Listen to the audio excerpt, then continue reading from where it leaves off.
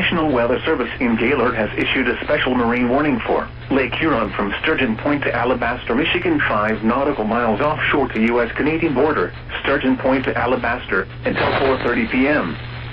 At 3:25 p.m., strong thunderstorms were located along a line extending from 16 nautical miles east of Oscoda to 11 nautical miles east of All Sable Point to Whitestone Point, moving southeast at 15 knots. Hazard, wind gusts to nearly 50 knots and small hail. Source, radar. Additionally, winds gusted to 46 miles per hour at Oscoda Light with this line of storms. Impact, small craft could be damaged and briefly higher winds and suddenly higher waves. Strong remain over mainly open waters. Move to safe harbor immediately as gusty winds and high waves are expected.